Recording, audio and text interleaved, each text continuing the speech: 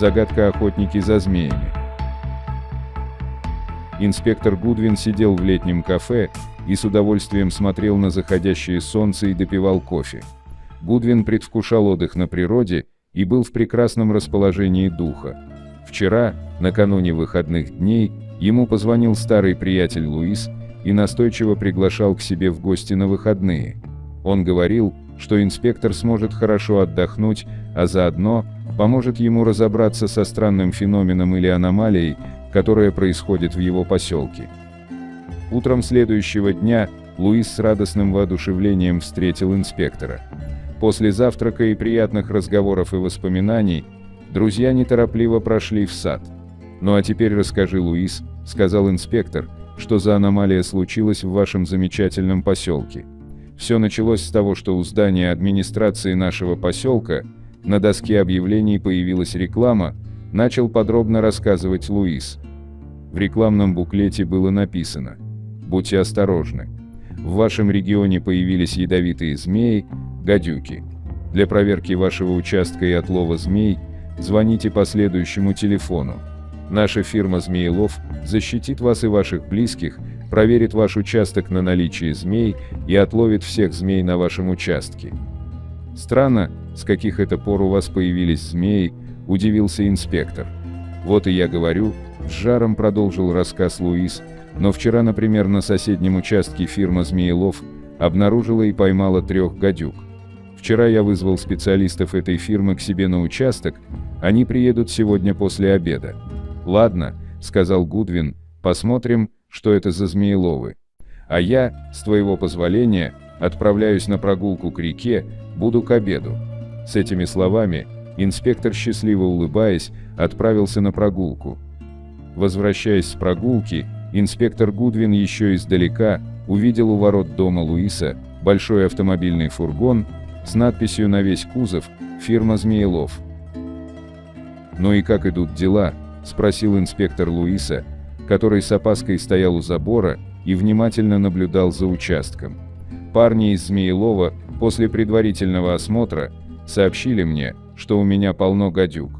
Сейчас они ходят по самым дальним, заросшим уголкам сада и занимаются их отловом. Не волнуйтесь, Луис, пойдемте выпьем кофе, а когда они закончат, я посмотрю на результаты их деятельности», — сказал инспектор.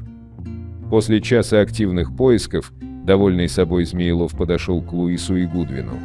В руках он держал мешок, в котором что-то зловеще шевелилось.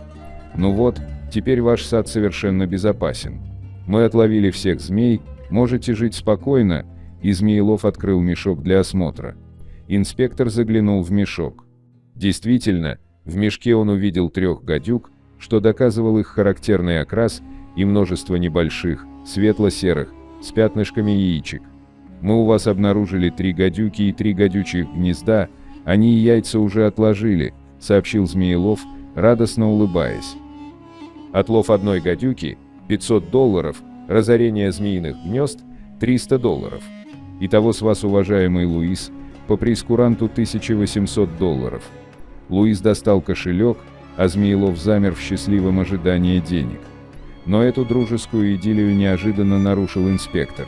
Он отвел в сторонку Змеелова и сказал: «Прекратите заниматься обманом, если я еще раз увижу вас или сотрудников вашей конторы, вы и ваши подельники отправитесь прямиком в полицейский участок».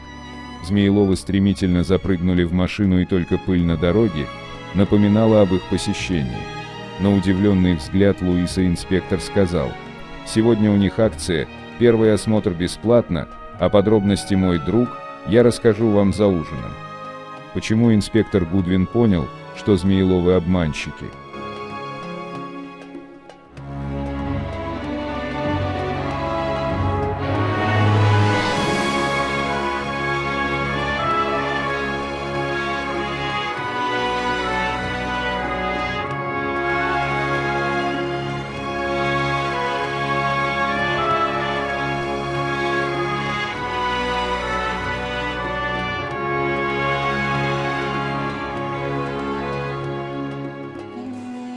Ответ на загадку.